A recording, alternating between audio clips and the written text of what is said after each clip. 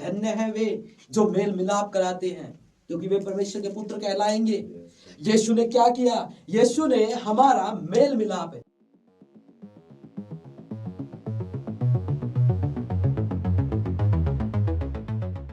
प्रभु का धन्यवाद करते हैं इस सुंदर समय के लिए। परमेश्वर, हम आपको आदर देते हैं, महिमा देते हैं। पिता, हम आपकी सभी बातें नजदीक आते हैं और आपको जानना चाहते हैं, आपसे प्रेम करना चाहते हैं।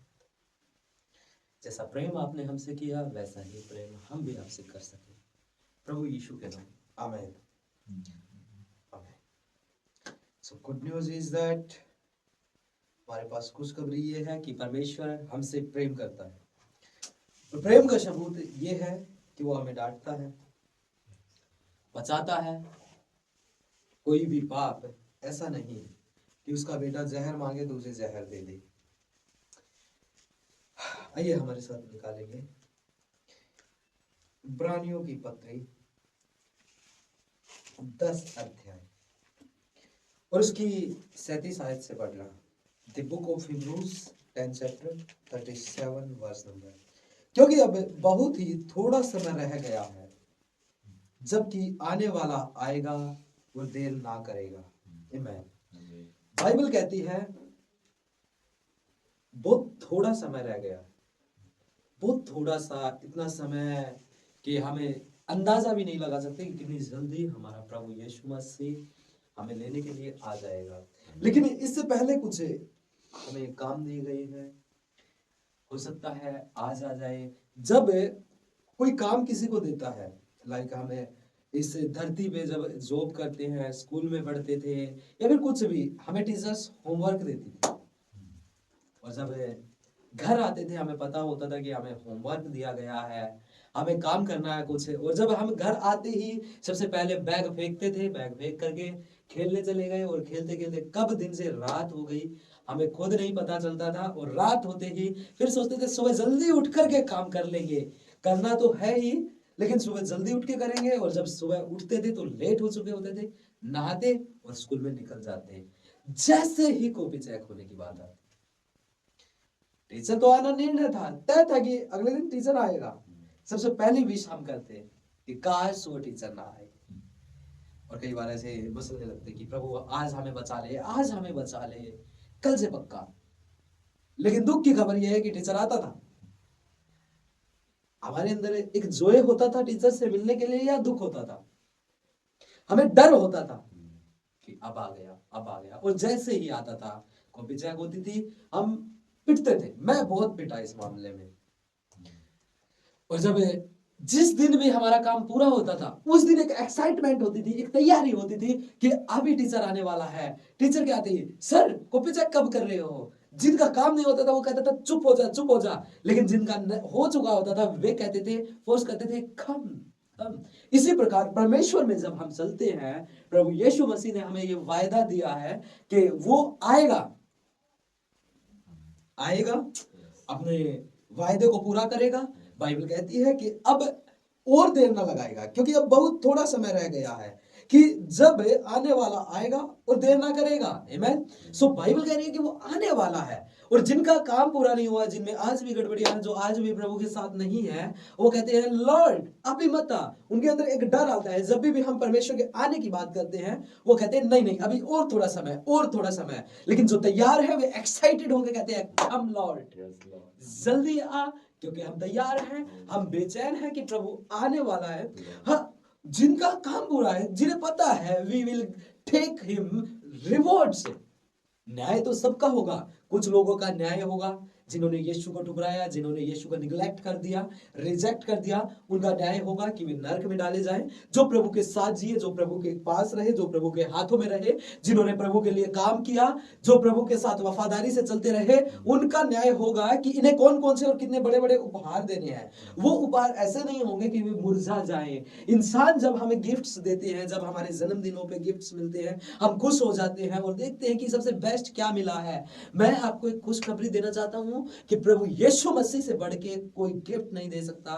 वो स्पिरिचुअल फादर है, उसे पता है कि हम किन चीजों से एक्साइटेड होते हैं। जब वो आएगा तो हम, विश्वास कीजिए, जो हमने सोची नहीं है वे बातें, मेरी बाइबल कहती है, बाइबल ये क्लियर करती है कि जो मन में नहीं आई, जो चित्त में नहीं सड़ी, वे बातें उसने अपने प्रेम करने वालों के लिए तैयार की। वे बातें उसने अपने प्रेम करने वालों के लिए तैयार किया। हम कितना सोच सकते हैं, हम अगर पृथ्वी के बारे में सोचे तो एक बढ़िया गाड़ी हो, एक बढ़िया घर हो, अच्छी बीवी हो, अच्छे बच्चे हो, ये एक्सेट्रा एक्सेट्रा।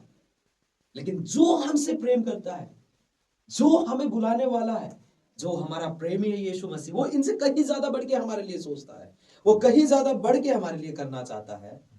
और जब वो आएगा, एक और एग्जांपल देते हैं। कोई डॉक्टर है और डॉक्टर अपने बच्चे को छोड़ के गई कि उसने कहा, डॉक्टर साहब मेरे बच्चे के दांत खराब है, इसके दांत साफ कर दीजिएगा। और डॉक्टर का कॉल आ जाता है और वो कॉल पे बिजी हो जाती है। बिजी होने के बाद वो देखते ही देखते समय निकलता जाता है। 1 घंटे का टाइम देती है, लेकिन वो 1.5 घंटा बात करती रहती है। जब 1.5 घंटे बाद उस बच्चे की माँ आती है तो डॉक्टर की नजरें झुक जाती है, क्योंकि उसने काम नहीं किया था। लेकिन अगर वो काम पूरा कर चुकी होती तो बच्चे की माँ आने पे एक्साइटेड होती, क्योंकि वो उससे फीस लेती। और अब उसको ये फीस लेने का इंटरेस्ट नहीं था, उसे फीस लेने का चाव नहीं था, उसे डर था कि अब इस बच्चे की माँ मुझे डांटे।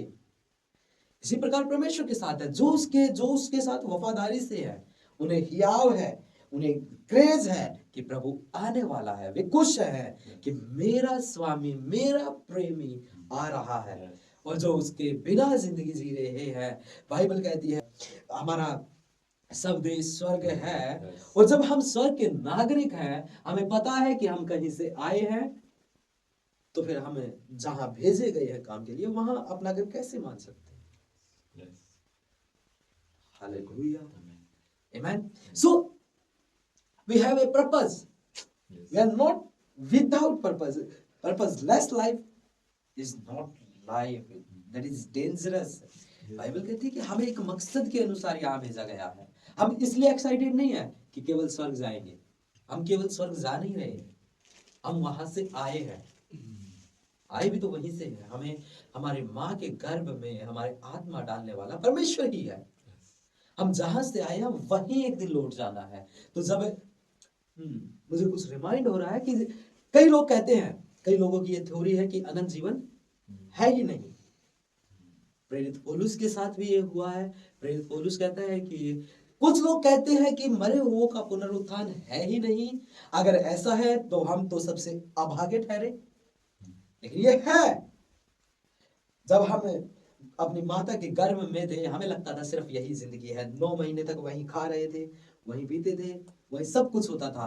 लेकिन हमें नहीं पता था एक समय पूरा होने वाला है। 9 महीने बाद हम पृथ्वी पे आए, और पृथ्वी पे आने के बाद हमें पता चला वाह ये जिंदगी भी है। और फिर क्या हुआ कि इसी जिंदगी में हमने बढ़ना शुरू किया। धीरे धीरे समय बीतता गया। पहले गुडलिया चालू, घुटनों पे चलना शुरू किया, हाथ और घुटनों पे, फिर धीरे धीरे अपने कदमों पे, फिर दौड़ना शुरू किया। दौड़ने के बाद हम इंसान की तरह भागने लगे। अब जो इसमें आए हैं, अब उन्हें जिस प्रकार लगता था माता के पेट में यही जिंदगी है, सांस वहां भी ले रहे थे, खाना वहां भी खा रहे थे, सब काम हो रहे थे, लेकिन जब बाहर आए तो वही काम हो रहा है। अब हेल्थ का वहां पे डिसाइड होता है कि माता के पेट में इसने कैसा खाया, कैसा पिया है, उस हिसाब से उसकी हेल्थ दिखती है कि ये बच्चा कमजोर होगा या स्ट्रॉन्ग बनेगा। अब जब हम यहाँ पे हैं, एक और जीवन है। एक 9 महीने का जीवन था, एक अब जिंदगी जी रहे हैं, ये 80 90 70 80 साल की है। लेकिन इसके बाद एक और जिंदगी है। उसकी हेल्थ का कैसे डिसीजन होगा? उसकी हेल्थ का डिसीजन होगा कि हम यहाँ क्या खा रहे हैं, क्या पी रहे हैं। और जो हमें सबसे ज्यादा स्ट्रॉन्ग, जो सबसे ज्यादा हेल्दी चीज बनाती है, वो है परमेश्वर की संगति, उसकी उपस्थिति में रहना ही उस जीवन में ये तय करेगा कि हमने उस परमेश्वर के साथ कितना समय बिताया। यहाँ का जो हम समय बिता रहे हैं, वहां की हेल्थ है हमारी। जब यहाँ हम हेल्दी हो रहे हैं उसके वचन के साथ, हो सकता है यहाँ हम शरीरों में कमजोर लगते हो सकता है यहाँ पे हमें बहुत सारी तकलीफें हो रही है, लेकिन वहां की हेल्थ का यहाँ पे डिसीजन होगा। जब बाहर निकलने से पहले की हेल्थ का माता के पेट में डिसीजन हुआ, वहां जो खाया गया वही हुआ। अब यहाँ पे हमें एक मौका मिला है। हो सकता है आज भी बहुत से कहेंगे 70 80 साल, बस मात्र 70 80 साल की जिंदगी है, जो मेरा मन करेगा वो करूंगा। सबब देशक कहता है ए जवान अपनी जवानी के दिनों में खुश रह, खा पी, जो तेरा मन करे वो कर। लेकिन स्मरण रख, अंत में तुझे इन सब बातों का न्याय देना होगा। आमीन। आने वाला आएगा, वो देर ना करेगा। सो बी क्रेजियस। अगर आज तक परमेश्वर के साथ संबंध में नहीं आए तो आज से तैयार हो जाए कि परमेश्वर आज से भी आपको तैयार करना जानता है। फिर अगली आयत कहती है, पर मेरा धर्मी जन विश्वास से जीवित रहेगा, और यदि वह पीछे हट जाए तो मेरा मन उससे प्रसन्न ना होगा। प्रभु चाहता है कि हम उसके करीब रहें, उसके साथ चलें, उसके हाथों में रहें। और आपको पता है, कई बार हम ऐसी जगहों पे चले जाते हैं, ऐसे टाइम पीरियड में फंस जाते हैं, ऐसा हो जाता है कि हमें बहुत सारी चीजें सोचने में पड़ जाते हैं। और फिर बात आती है कि हम ढीले होते कैसे हैं एक्चुअल में, हम क्यों मसीह से पीछे हटने लगते हैं, क्यों उसकी संगतियों से दूर हो जाते हैं। इसका मेन रीजन है जो शरीर है हमारा, इसको जितना खाना, ये खाना खाने के बाद तृप्त हो जाता है, पेट भर जाता है। एक मैंने स्पिरिचुअल दुनिया में ही ये चीज देखी है कि जब हम परमेश्वर के वचन से और खाते हैं और भूखे होते जाते हैं, जितना खाते हैं उतनी ज्यादा भूख बढ़ती जाती है। इस दुनिया में 4 भूख दी गई है, बाय द वे किसी दिन वो देखेंगे इसे, लेकिन हमें 4 भूख दी गई है। एक आत्मिक भूख है, उसी को शैतान दबाता है। हर किसी के अंदर ये भूख है। वो कैसे पूरा करते हैं, कुछ लोग अच्छे अच्छे काम करके गरीबों को खाना खिला देते हैं, दया करके करते हैं, कुछ लोग भंडारे वगैरह कर देते हैं, कुछ भी करते हैं, लेकिन वो स्पिरिचुअली भी जानते हैं कोई तो है। और बाइबल कहती है हम लावारिसों की तरह थे, हम अनाथों की तरह थे, और परमेश्वर ने हमें अडॉप्ट कर लिया। अडॉप्ट करने का मतलब क्या है ब्रदर? क्या हम पहले अनाथ थे? क्या हमारे जो माता पिता हमें दिखते हैं वे नहीं थे? ऑफ कोर्स है, लेकिन हम स्पिरिचुअली, आत्मिक रीति से हमारे ऊपर कोई नहीं था। आत्मिक रीति से परमेश्वर ने हमें अडॉप्ट कर लिया। और जब ये तांत्रिक, ये और लोग हैं जो मुर्गे बकरे इन सब की बलियों के द्वारा स्पिरिचुअल दुनिया में एंटर करते हैं, हमें एंट्रेंस के लिए मिला है प्रभु यीशु मसीह का लहू। स्पिरिचुअल दुनिया में जाने के लिए लहू की जरूरत है, और हमारे पास वो पासवर्ड है, वो लीगल तरीका है। आमीन। सुझाइए, वो प्रार्थना कीजिए। और कई बार अपने बीज हमारे अंदर शैतान बोता है, जो अक्सर मसीह की देह में मैंने देखा है, मसीह की देह में पाया जाता है, वो है एक दूसरे को गिराने का, एक दूसरे की चुगली करने का। बाइबल कहती है नीति वचन 16 के 28 में, टेढ़ा मनुष्य बहुत झगड़ों को उठाता है, और काराफूसी करने वाला परम मित्रों में भी फूट करा देता है। परम मित्रों में अगर कोई कानाफूसी करने वाला, जैसे सोचा जाए कि हाँ मेरे को किसी से ठेस लगी, मैं कहूंगी यार उसने मेरे साथ ऐसा ऐसा किया, और दूसरा मेरे को कानाफूसी करने वाला मिल जाए, वो कहे वो तो है ही ऐसा, वो सबके साथ ऐसा ही करता है। अब मुझे नहीं पता उसने किस रीजन से कहा, लेकिन हमारे बीच में आ गई दीवार, हो गए हम ऑफेंड। अब प्रेम खत्म हो जाएगा, नफरत आ जाएगी, कड़वाहट आ जाएगी। और अगर कड़वाहट आई, मैं प्रार्थना में जाऊंगा, उसे पता भी नहीं होगा, उसे पता है नहीं पता, आई डोंट नो, लेकिन हमारे अंदर कड़वाहट आने पे हम प्रार्थना नहीं कर सकते, हम ऑफेंड रहेंगे, हम प्रभु में बढ़ ही नहीं सकते। अगर प्रभु में बढ़ना है, हमें अपने आप को सिक्योर करना है। मेरे साथ कहिए, मैं नाराज नहीं होता, मैं जल्दी नाराज नहीं होता। मुझे नाराज करने के लिए बहुत कोशिश करनी पड़ती है, बहुत पापड़ बेलने पड़ते हैं, और फिर भी मैं नाराज नहीं होता, मैं माफ कर देता हूँ, मैं सबसे प्रेम करता हूँ। मैन फिर बाइबल कहती है काना 18 के 8 में भी ऐसा ही कुछ लिखा है, कानाफूसी करने वाले के वचन स्वादिष्ट भोजन की नाई लगते हैं, मीठे लगते हुए पेट में पच जाते हैं। इट मींस जब कोई कानाफूसी करता है ना, हमें अच्छा लगता है। अगर मैंने कहा कि एक बात है, जो किसी को मैंने कोई प्रेयर रिक्वेस्ट दी और मुझे पता चला कि ये प्रार्थना निवेदन दिया, और वो कहे उसने प्रार्थना तो की नहीं, उसने फोन उठाया और सबको, आपको पता है रिकी जो है यहाँ पे बड़ा वीक है, उसने मुझे प्रार्थना निवेदन दिया। रिकी जो है यहाँ पे कमजोर है, मैंने उस व्यक्ति को प्रार्थना रिक्वेस्ट दी और उसने सबको बता दिया। क्यों? क्योंकि खाना खुशी करने की आदत थी। और दूसरे भी, अच्छा ये बात है, वे सुनते हैं कान लगा के और ये नहीं जानते। फिर मैं उनके सामने नहीं जा सकता, क्योंकि मेरे साथ क्या होगा मुझे पता है कि इन सबको सारी बातें पता चल गई है, भले ही मेरे साथ ना हो। लेकिन कुछ लोग मसीह में कमजोर हैं, जो नए हैं बेचारे, उनके लिए, उनके साथ जब उनकी बुराइयां होती है तो वे ऑफेंड हो जाते हैं, तो कुछ दूर हो जाते हैं, राइट? जैसे लकड़ी न होने से आग बुझती है, उसी प्रकार जहां कानाफूसी करने वाला नहीं, वहां झगड़े मिट जाते हैं। नीतिवचन 26:20 में कुछ इस प्रकार लिखा है। कानाफूसी, हमें प्रभु ने चुना है कि हम मेल मिलाप कराएं। धन्य है वे जो मेल मिलाप कराते हैं, क्योंकि वे परमेश्वर के पुत्र कहलाएंगे। यीशु ने क्या किया? यीशु ने हमारा मेल मिलाप है।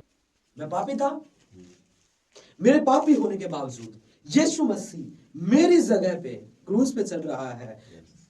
गलातियों की पत्री 3 अध्याय और उसकी 13 आयत में लिखा है, मसीह ने जो हमारे लिए शापित बना, हमें मोल लेकर व्यवस्था के शाप से छुड़ाया। क्योंकि लिखा है, जो कोई काट पर लटकाया जाता है वह शापित है। क्रूस किसी और के लिए तैयार नहीं था, वो जीसस के लिए तैयार नहीं था, क्रूस तैयार था मेरे लिए।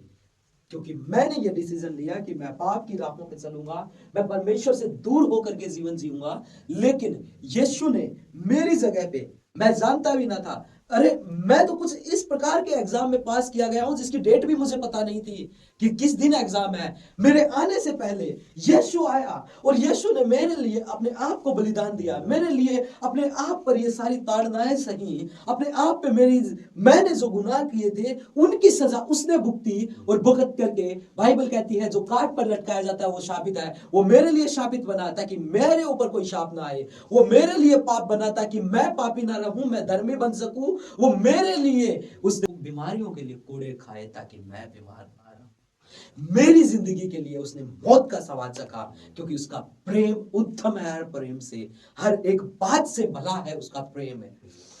किसी व्यक्ति ने ये बात कही है, शरीर में घुले जाने जहर का तो इलाज है, लेकिन कानों में घुले जाने जहर का इलाज नहीं। शरीर में जहर जा रहा है ना, उसका इलाज है डॉक्टर्स के पास, लेकिन जो कानों में जहर जाता है, जो कानों में बातें जाती है, उनका इलाज नहीं है।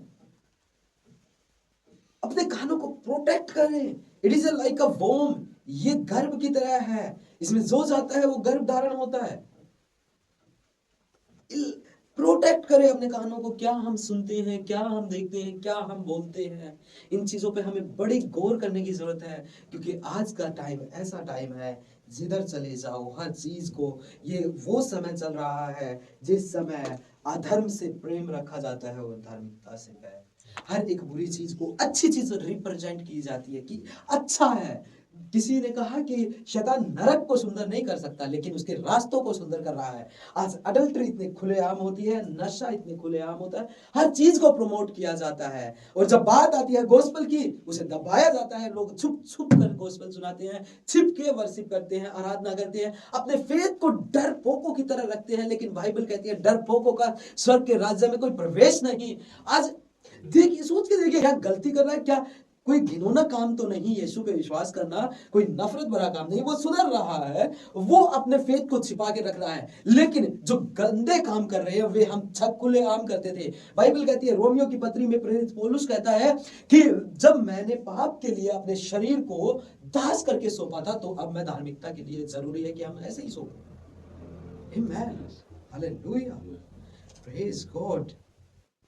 यीशु हमारे लिए श्रापित बना ताकि हम धर्मी बन सके। हमें उसने चुना है। और वो बाइबल कह रही है इब्रानियों में कि वो जल्दी आना है। इब्रानियों की पत्री 10 के 39 में आगे लिखा है, पर हम हटने वाले नहीं, कि नाश हो जाए, पर विश्वास करने वाले हैं कि प्राणों को बचाएं। आमेन, हालेलुया। बाइबल कहती है कि हम नाश होने वाले नहीं हैं, हम पीछे हटने वाले नहीं हैं। जितने तीर आते हैं शैतान के आने दो, लेकिन हम पीछे नहीं हटेंगे। हम यीशु मसीह की सामर्थ से वीरता दिखाएंगे, क्योंकि हमारे द्रोहियों को वही रोनता है। विश्वास में और मजबूत हो जाने की जरूरत है। बाइबल कहती है जाओ जगत में मेरे सुसमाचार का प्रचार करो, पिता पुत्र पवित्र आत्मा के नाम से बपतिस्मा दो। फिर कहता है देखो जगत के अंत तक मैं तुम्हारे साथ हूं। जब वो कह रहा है मैं साथ हूं, तो फर्क नहीं पड़ता कौन व्यक्ति मेरे खिलाफ है, फर्क नहीं पड़ता कि शैतान मेरे खिलाफ है, फर्क नहीं पड़ता कि देश की सरकारें मेरे खिलाफ है, फर्क नहीं पड़ता कि कौन मेरे विरुद्ध खड़ा है। जब हमें पता हो कि खुद यीशु मसीह राजाधिराज हमारे साथ खड़ा है, जब वो साथ खड़ा है, जब उसने मृत्यु का स्वाद चख लिया, जब वो हमारे लिए मर सकता है, तो व्हाई वी नॉट, क्यों हम डर में जिंदगी जिए। अगर हमारा प्रभु डरपोक होता तो हमें डरने की जरूरत है। अगर वो सिंहासन पे बैठा ना होता तो हमें डरने की जरूरत है। लेकिन वो राजाधिराज है, जो भजन संहिता 2 अध्याय में हमारे लिए लिखा है। भले कुछ भी हो जाए, जो कोई उसके वचन के विरुद्ध आ जाए, भले कितना भी सुसमाचार को रोकने की कोशिश की जाए, कितना भी उसके राज्य को रोकने की कोशिश की जाए, वो संकीर्ण राजा नीरो नहीं रोक सका। लोगों को जला दिया गया, कितनों के खून बहा दिए गए, कितनों को मार दिया गया, लेकिन आज भी सुसमाचार नहीं रुका है, फैलता जा रहा है, फैलता जाएगा। इसे कोई रोक नहीं सकता, क्योंकि ये वो राज्य है जिसके लिए हजारों सालों से भविष्यवाणियां होती आ रही है। वो हर एक गली का, हर एक व्यक्तियों का परमेश्वर, हर एक व्यक्ति उसके सामने घुटना टेकेगा। उसका राज्य का कभी अंत ना होगा।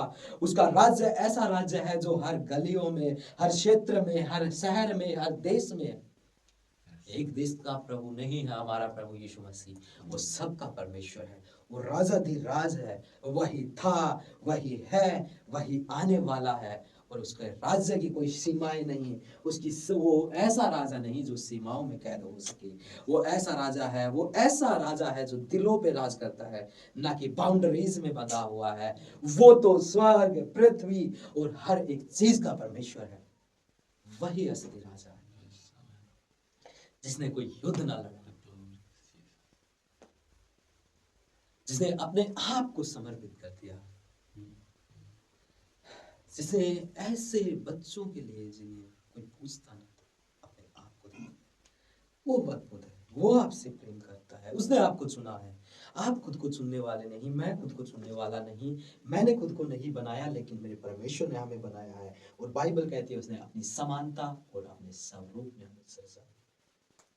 Love to yourself and your God.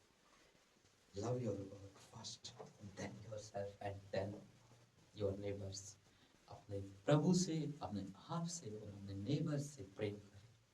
प्रभु चाहता है, you are a chosen one, आप चुने हुए हो, आप अलग किए गए हो। और विश्वास कीजिए जिसने आपके लिए प्राण दिए हैं, जो श्रापित बना है, वो आपको बचाने के लिए सामर्थ्य है। अगर आज तक आपने प्रभु को कबूल नहीं किया, आज मेरे साथ कर सकते हैं। हे स्वर्गीय पिता, मेरे दिल में आ प्रभु। मैंने जाना है कि मैंने पाप किया है, लेकिन मेरे पापों के बदले प्रभु यीशु मसीह बलिदान हुए और मुझे एक नया जीवन दिया। पवित्र आत्मा मुझे दान दिया कि पवित्र आत्मा जी आइए और मेरे दिल में और मेरी जिंदगी को प्रभु जी चलाना शुरू कीजिए। मैं आज ये विश्वास करता हूँ यीशु मसीह मेरे पापों के लिए मारा गया, गाड़ा गया और तीसरे दिन मुर्दों में से जी उठा।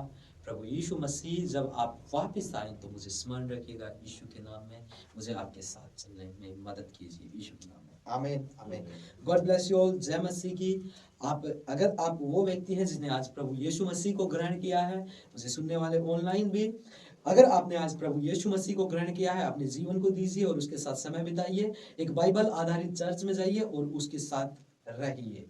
यीशु आपसे प्रेम करता है, पिता आपसे प्रेम करता है, वो आपको जानता है, वो आपको भूला नहीं है, वो आपको त्यागा नहीं है, वो आपके साथ रहने वाला है। आमीन। आज से ही मैं आपके ऊपर शांति को बोलता हूँ, प्रभु यीशु मसीह के शालोम को बोलता हूँ, उसके जीवन को बोलता हूँ। उसका जीवन आज से आप में परवाह हो और उसके साथ आप जीवन जी सके और व्यतीत कर सके। वो जल्दी आने वाला है और मैं आपके लिए खुशखबरी है कि वो आएगा तो आपको पहचानेगा, यदि आज आपने उसको जीवन दिया तो। आमीन आमीन। God bless you all. जय मसीह की शालोम।